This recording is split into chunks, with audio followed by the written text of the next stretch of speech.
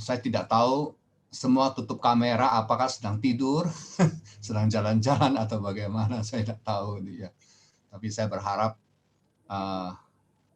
Bapak Ibu bisa tertarik ya, atau punya kerinduan untuk mendengarkan firman Tuhan pada malam ini.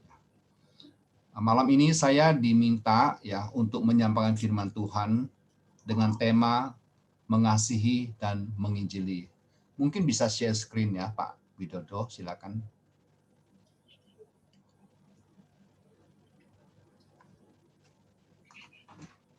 Ya, sebelum kita membaca Alkitab, mari kita tundukkan kepala, kita berdoa ya.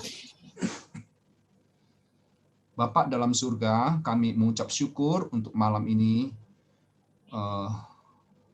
Rekan-rekan kami dari GBI Gera Family mengadakan mesbah doa.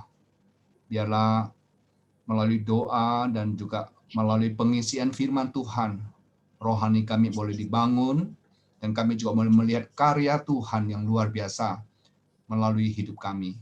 Terpujilah namamu Tuhan, demi nama Tuhan Yesus kami berdoa. Amin. Amin. Bapak Ibu Saudara sekalian, kita akan membaca Lukas pasal 16 ayat 19 sampai dengan 31 ya. Tapi karena ini waktu, kita baca beberapa ayat saja ya. Kita baca ayat 19 sampai dengan 25 saja ya. Lukas pasal 16 ayat 19 sampai 25. Saya akan bacakan untuk saudara-saudara sekalian. Ada seorang kaya yang selalu berpakaian jubah ungu dan kain halus, dan setiap hari ia bersukaria dalam kemewahan.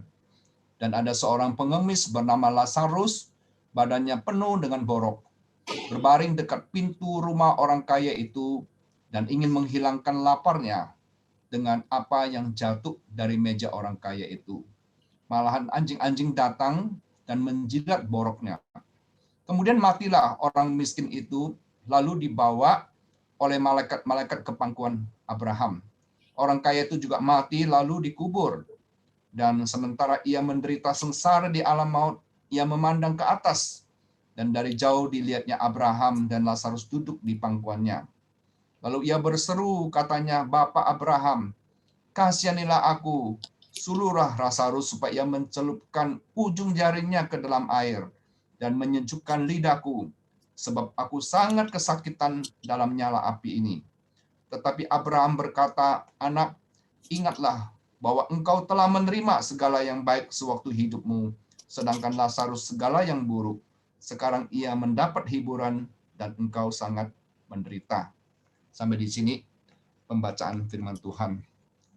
Next ya. Jemaat Tuhan yang saya kasihi dalam Kristus, semenjak dunia dan negara Indonesia dilanda oleh COVID-19 ya, kita melihat kematian itu begitu dekat dengan kehidupan manusia ya. Apalagi mulai bulan pertengahan Juni sampai sekarang kita diserang COVID gelombang kedua ya, yang diperkirakan Delta itu ya. Wah, orang yang mati itu mengerikan sekali itu ya. Dan di gereja kami kehilangan 5 majelis aktif ya. 2 hamba Tuhan ya meninggal dunia. Umurnya masih muda-muda semua ya. Belum lagi jemaat dan pekerja ya. Puluhan ya meninggal dunia ya. Next. Nah, kita bertanya begini ya. Dengan melihat begitu banyak orang yang mati, kita bertanya, apakah setelah kematian itu ada kehidupan atau tidak? Atau dengan kata lain, adakah surga atau neraka? Next.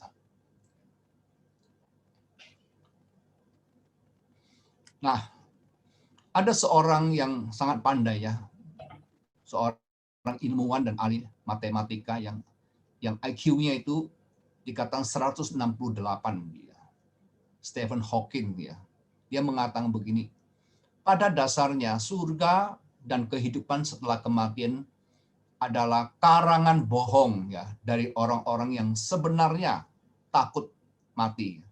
Nah, ini dia menyangkal ada kehidupan setelah kematian ya. Next. Lalu dia ngomong gini lagi, otak berhenti bekerja ketika manusia mati. Otak seperti komputer. Komputer berhenti jika komponennya rusak. Tidak ada surga atau kehidupan setelah kematian bagi komputer-komputer rusak itu. Surga hanyalah cerita bohong bagi orang yang takut kegelapan.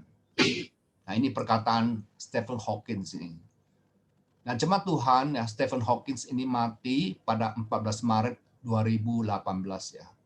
Dan kita pasti menebak ya, dia sudah tahu apakah ada surga atau neraka itu ya. Ya, mungkin dia ada di salah satu tempat ya, kita tidak tahu ya. Tapi yang jelas kalau dia tidak percaya Tuhan, dia pasti ada di pilihan kedua ya. Next. Nah, hari ini kita membaca ya dari Lukas pasal 16 ya, tentang kisah orang kaya dan Lazarus ya. Di dalam nas ini, next surah, kita melihat orang kaya ini, Alkitab tidak menyebut namanya ya. Dia tanpa nama ya. Tapi orang kaya ini, saudara-saudara, dia itu selalu berpakaian jubah ungu dan kain halus. Dan setiap hari ia bersukaria dalam kemewahan. Artinya orang ini memang betul-betul kaya ya. Jubah ungu itu adalah warna yang dipakai pejabat atau orang kaya pada waktu itu ya. Dan ditandai dengan pesta ya dan sebagainya ya. Lalu ini ada seorang pengemis nama Lazarus ya. Kasihan sekali ya, badannya penuh borok. Ia berbaring dekat pintu rumah orang kaya itu dan untuk menghilangkan laparnya ya, ia makan dari apa yang jatuh dari meja orang kaya itu. Jadi dia hanya memohon belas kasihan ya kepada orang kaya itu. Next. Nah, lalu Alkitab ceritakan ya setelah satu jangka waktu kedua orang ini mati. Nah, ketika mati itulah nasib mereka berbeda ya. Lazarus yang sang pengemis itu dibawa oleh malaikat-malaikat ke pangkuan Abraham ya. Istilah pangkuan Abraham ini dapat juga disebut Firdaus ya. Yakni satu tempat yang bahagia. Tetapi orang kaya ini juga mati dan ia dibawa ke alam maut. Alam maut itu dalam bahasa Yunani itu Hades ya. Dan dikatakan ia sangat menderita di sana ya. Nah, sementara ia memandang ke atas dan dari jauh dilihatnya Abraham dan Lazarus duduk di pangkuannya ya, duduk di Taman Firdaus. Next. Lalu yang pertanyaan, apa yang terjadi? Orang kaya ini berseru, Bapak Abraham, kasihanilah aku, suruhlah Lazarus supaya ia mencelupkan ujung jarinya ke dalam air dan menyejukkan lidahku sebab aku sangat kesakitan dalam nyala api ini. Saudara-saudara, kita jangan meremehkan tentang cerita ini ya. Ini adalah cerita sungguhan. Karena cerita ini disampaikan oleh Tuhan Yesus sendiri yang dari dunia sana ya. Jadi ini bukan cerita bohong. Jadi orang kaya ini ketika di Hades itu dia sangat kesakitan ya. Karena apa? Dibakar ya. Tapi bakarnya itu dia tidak hangus, tidak hilang ya, terus dibakar tiap hari. Jadi Hades itu apa sih? Hades itu adalah ruang tunggu neraka. Tempat ini sangat panas, saudara. Nah, kalau sudah sangat panas, apalagi neraka, saudara. Kita bisa bayangkan ya.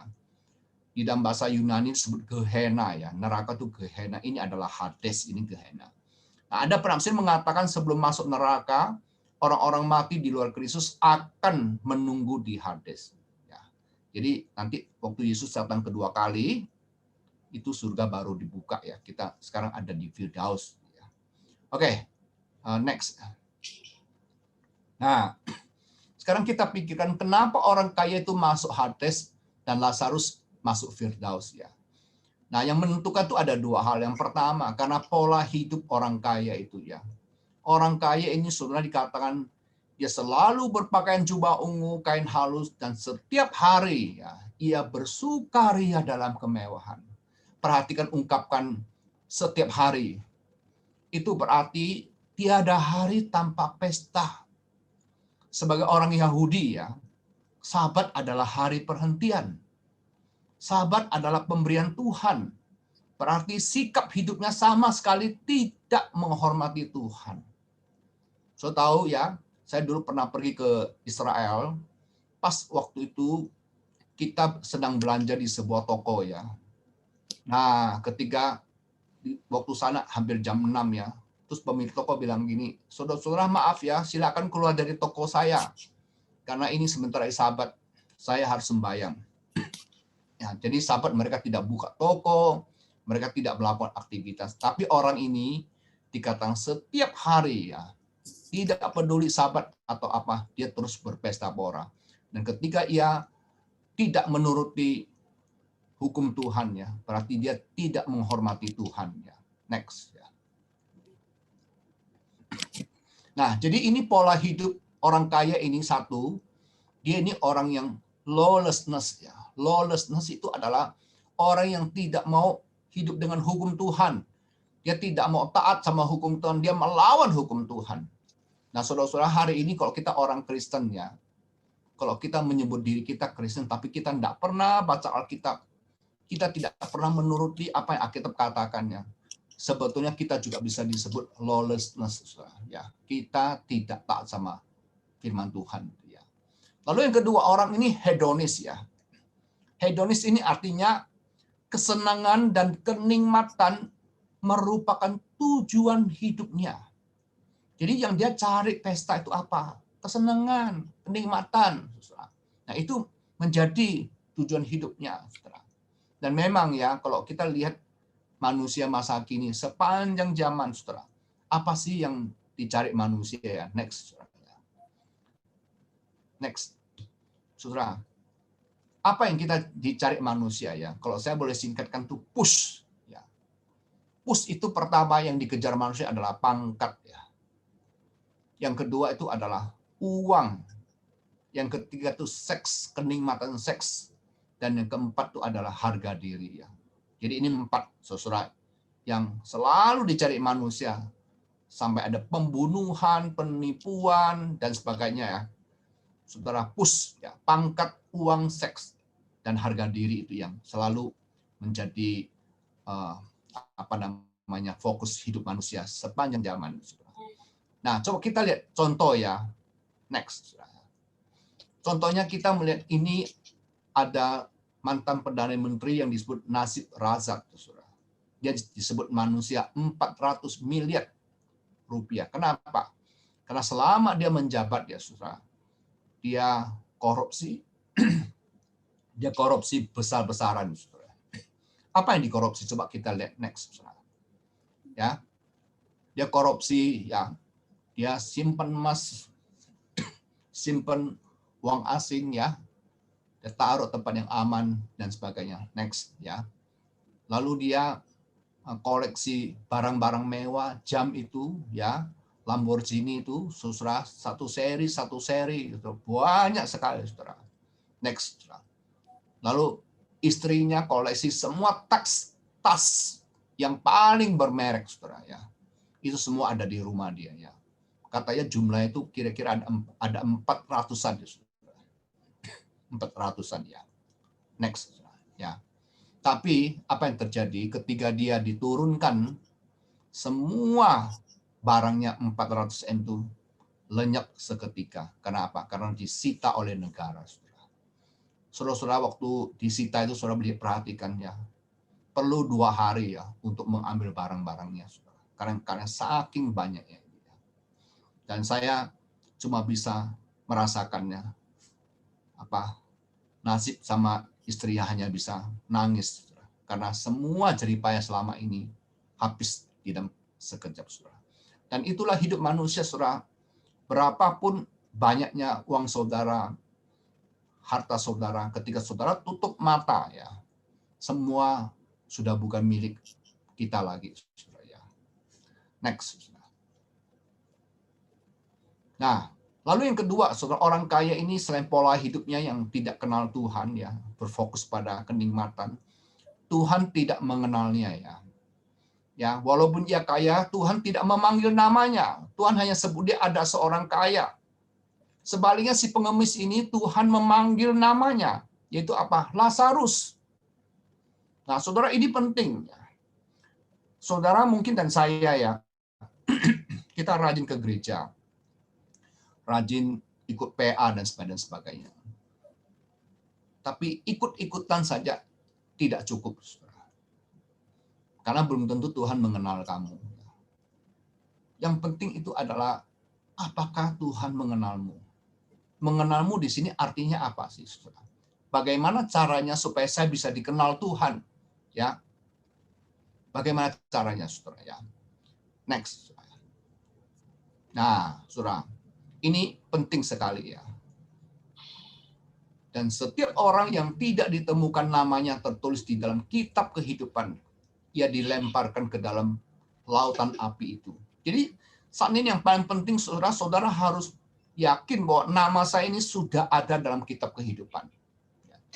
Saudara jangan hanya berpikir, yang penting saya ke gereja, yang penting saya kasih perpuluhan, yang penting saya melayani Tuhan. Jangan dulu itu, tapi pikirkan dulu apakah saya ini, ya, nama saya ada dalam kitab kehidupan.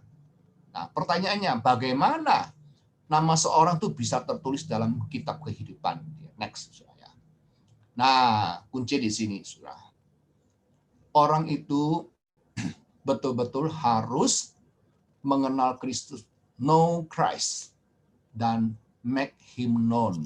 Ya, artinya, saudara, kita dalam hidup ini kita betul-betul mengenal Kristus dan kita ada usaha terus untuk memperkenalkan Kristus kepada orang lain. Ya. Nah, coba kita lihat apa maksudnya to know Christ, ya. Next. To know Christ itu artinya apa, saudara? To know Christ itu seperti yang Alkitab katakan di Yohanes 17 ayat 3. Inilah hidup yang kekal itu bahwa mereka mengenal Engkau, satu-satunya Allah yang benar, dan mengenal Yesus Kristus yang telah Engkau utus. Jadi saudara, nama kita ada dalam kitab kehidupan itu sama dengan kita sudah memperoleh hidup yang kekal. Yaitu syaratnya kita harus mengenal siapa Allah Bapa. Kita harus mengenal siapa itu Yesus Kristus. Nah, Yesus sendiri bilang begini, domba-dombaku mendengarkan suaraku, dan aku mengenal mereka, dan mereka mengikuti aku, dan aku memberikan hidup yang kekal kepada mereka. Nah, jadi perhatikan, saudara, aku mengenal mereka. Next, saudara. Jadi, kita mari belajar, ya, saudara, apa artinya mengenal Kristus. Di dalam bahasa Yunani, ya, kata mengenal itu ada dipakai dua. Ya. Yang pertama itu oida. Ya. Oida itu artinya kita mengetahui Tuhan, mengenal Tuhan itu secara pengetahuan. Ya, kita ikut kelas pembinaan, kita membaca Alkitab, kita tahu siapa itu Tuhan Kristus Yesus. Kita tahu siapa Allah Tritunggal itu. Tapi tahu saja tidak cukup. Kita harus memiliki pengenalan yang kedua, yang bahasa Yunani seperti ginosko, ya, atau di dalam bahasa Ibrani yadah. Nah, ginosko ini adalah pengenalan, ya, yang memiliki relasi yang intim dengan Tuhan. Jadi kalau kita kamu kenal Kristus, tak kenal. Kenal di sini ginosko, ya. Artinya kita tuh betul-betul memiliki relasi dengan Tuhan. Nah, bagaimana kita dapat merasa berrelasi dengan Tuhan? Yaitu apa? Di dalam hati kita itu timbul kerinduan, ya. Untuk apa? Untuk bersekutu dengan Tuhan, untuk berdoa. Kita timbul kerinduan untuk membaca firman Tuhan, ya. Rindu untuk menyenangkan hati Tuhan. Kalau kita berbuat dosa, kita merasa dikejar rasa bersalah, kita cepat bertobat, saudara. Nah, saudara, kata ginosko ini di dalam Ibrani yada ini Ini sama dengan apa? Ketika Elkana bersetubuh dengan Hana, istrinya, Tuhan ingat kepadanya. Jadi ini ginosko itu ada satu istilah pengenalan yang sangat intim ya, yang sangat dalam ya. Kita bersama dengan Tuhan ya. Oke, lanjut saudara ya. Next ya. Nah, saudara, ini perkataan Randy Rowland itu, ini penting saudara.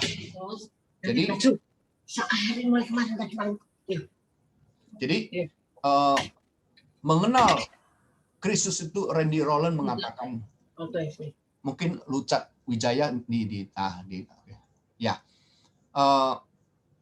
Randy Rowland mengatakan mengenal Kristus bukan hanya sekedar mengumpulkan informasi tentang Kristus, tapi memiliki relasi ya dan mengalami kehadiran Kristus dalam setiap aspek hidup kita. Kita betul-betul merasakan Kristus itu hadir dalam hidup kita. Kita merasa ada satu perubahan di dalam hidup kita.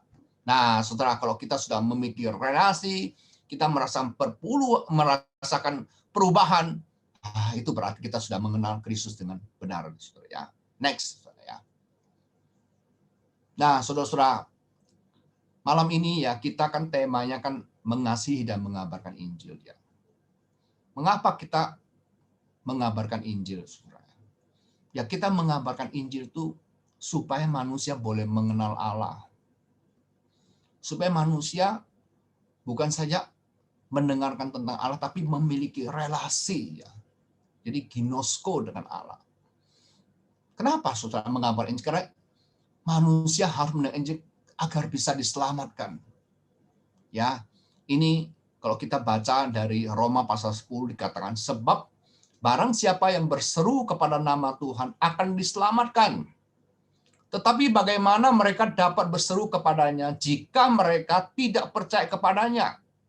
Bagaimana mereka dapat percaya kepada dia jika mereka tidak mendengar tentang dia? Nah ini saudara, bagaimana mereka bisa percaya kalau mereka tidak mendengarkan dia? Next, saudara ya.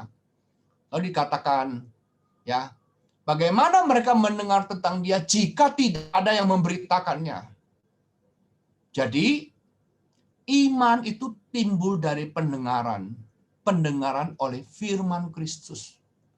Jadi saudara-saudaraku yang terkasih ya, kalau kita mengasihi seseorang ya, kita tidak cukup hanya memperhatikan dia, memenuhi kebutuhan fisik dia, tapi mereka perlu mendengar Kristus. Karena ketika mereka mendengar Kristus, Roh Kudus bekerja dalam hati orang itu, saudara. Maka Roh Kudus akan melahirbarukan orang itu. Roh Kudus akan memberikan iman kepada orang itu, sehingga dia boleh menerima Kristus Tuhan Juru Selamatnya. Nah, saya ingin kasih satu kesaksian, saudara ya.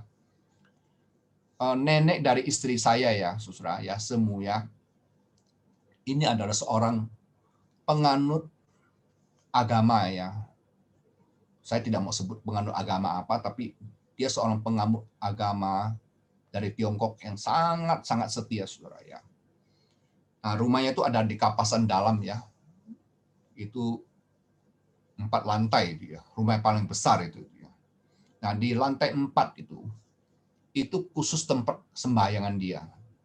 Jadi dia mempunyai banyak mesbah ya untuk sembayang, dan dia sembayang macam-macam dewa itu ya. Nah, saudara-saudara, secara manusia ya kami merasa begini ya. Rasanya mak dari Semu ini susah diselamatkan, saudara, karena agama lama itu begitu mengikat dia. Tapi satu hari ya heran sekali ya, setelah kami doa cukup lama bertahun-tahun untuk mak daripada istri saya itu, saudara. Kita doakan Tuhan, sakno mak selamatkanlah dia ya. Itu satu kali ya waktu orang Tionghoa merayakan malam terang bulan itu ya, saudara ya, Zhongqiupi, Zhongqiujie itu ya. Jadi malam hari itu kita pergi, kita membawa kue Zhongqiu itu ya, kita mengunjungi mak ya dari istri saya itu ya. Nah, saudara, waktu saya sama istri saya datang, aduh neneknya itu senang sekali itu ya. Dia mulai ngomong-ngomong, lalu dia cerita gini sama istri saya dan sama saya.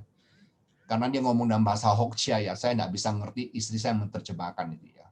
Dia bilang, dia panggil istri saya Ling ya, Weling ya, Ling. Mak ini ya beberapa waktu terakhir ini sering mimpi dia. Mimpi gini ya. Mak kalau tidur malam itu selalu dikejar ya, selalu diganggu oleh makhluk-makhluk hitam, kecil-kecil itu ya. Dia terus ingin menggerayangi mak dibilang itu ya. Nah, setiap malam dibilang. Nah, pada waktu mak mau digerayangi, mau itu ya, terus muncul ada seorang yang berpakaian jubah putih ya. Dia tersenyum sama mak itu ya.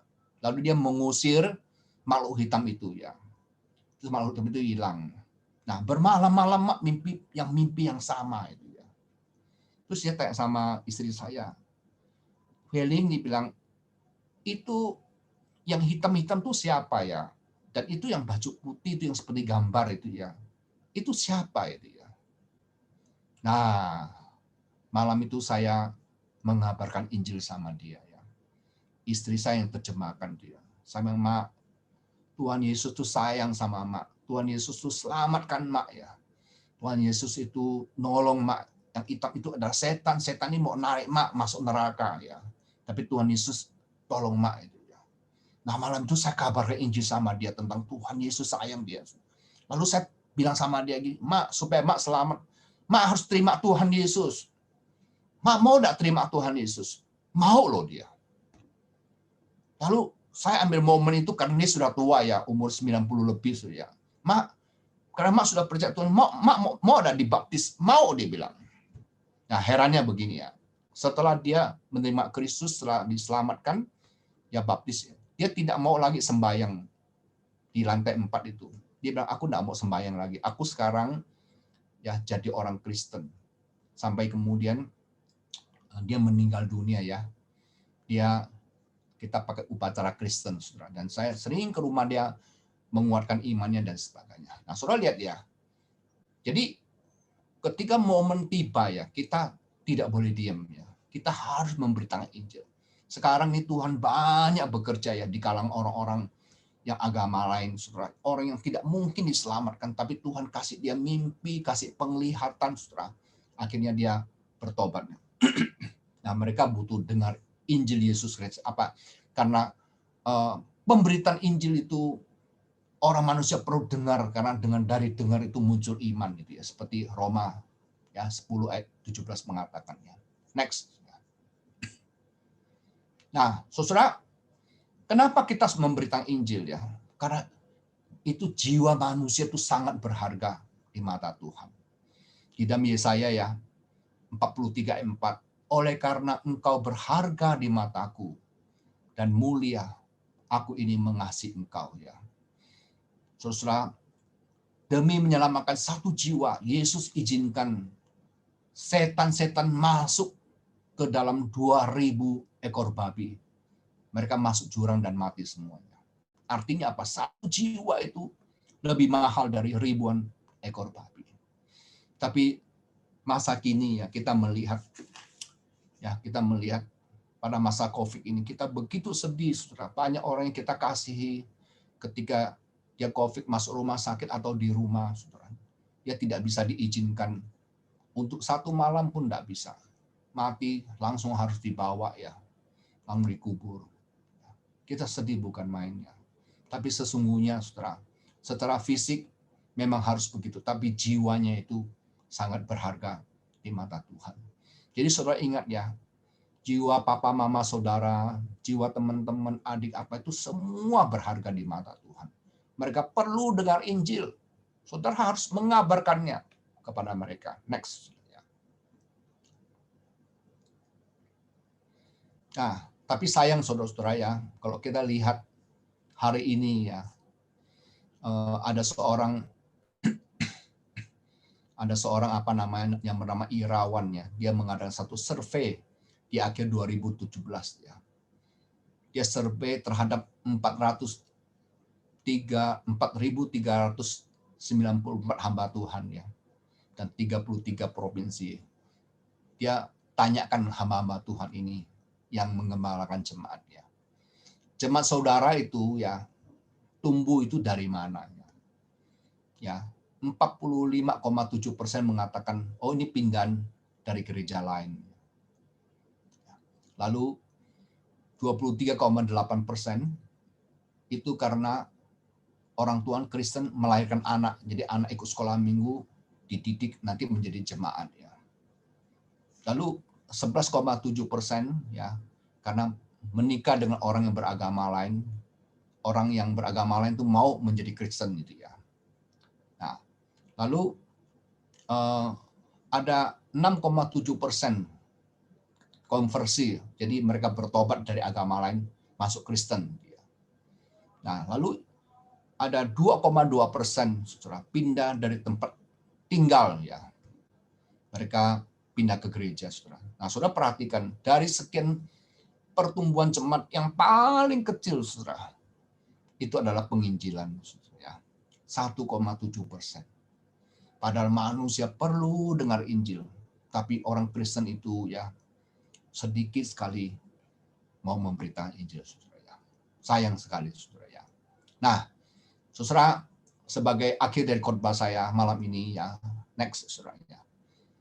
Saya mau menceritakan ya satu lagu ya yang berjudul Must I Go and Empty-Handed ya. Ini ditulis oleh seorang yang bernama Charles Luther ya. Dia tulis syairnya, kemudian George Stebbins ya membuat musiknya, saudara. Nah, lagu ini, saudara, ini menceritakan tentang seorang pemuda ya yang sedang sakit ya. Satu hari dia dikunjungi seorang pendeta, lalu pemuda kemudian terima Tuhan Yesus ya, dan dia merasa bersuka cita sekali bisa terima Tuhan Yesus. Dan tak lama kemudian dia dibaptis juga ya. Nah, kesekian kalinya pendeta itu kembali untuk menilik orang yang sakit ini, saudara ya, pemuda yang sakit ini. Terus satu kali dia menemukan pemuda itu sedang nangis itu loh. Terus pendeta tanya, loh kamu kok nangis? Apa kamu sedih ya? Kan dokter memang memvonis sudah tidak bisa hidup lagi. Dia bilang begini, saya nangis bukan karena saya takut mati, karena saya sudah yakin saya mati pasti masuk surga. Cuma saya menyesal ya, saya tidak punya waktu lagi untuk memberitakan Injil. Hari ini saya tahu ya betapa saya ini senang ikut Tuhan ya, terima Tuhan, saya senang sekali. Saya begitu tenang karena mendapat jaminan untuk hidup kekal. Tapi saya sayang saya tidak punya kesempatan untuk memberitakan Injil. Karena banyak orang yang belum mendengar Injil. Nah, pendeta Charles Luther waktu mendengarkan cerita ini, lalu dia membuat syair ya. Nah, setelahnya membuat syair, lalu dikasih melodi sama George. Dan pendeta itu kemudian bilang gini, saya akan suruh teman saya nulis lagu ya. Dan nanti kalau ada orang yang nyanyikan lagu ini, kemudian ada orang yang bertobat, pertobatan itu akan diperhitungkan sebagai usaha pengabaran Injil kamu. Coba kita lihat kata-katanya ya. Nah, saudara, ini lagu himne ya. Pasti saudara banyak yang tidak tahu ya, tapi saya nyanyikan pelan-pelan saja ya. Bila Tuhan memanggilku, layakkah aku jumpa Dia? Belum seorang pun ku bawa kembali pada Bapa. Tangan hampaku pulangkah, jumpa Tuhan di surga. Belum seorang pun ku bawa, layakkah ku jumpa Dia. Saudara, ini dia. Saya pulang ke surga dengan tangan hampa. Apakah saya malu tidak ketemu Tuhan? Lalu bait kedua ya. Next.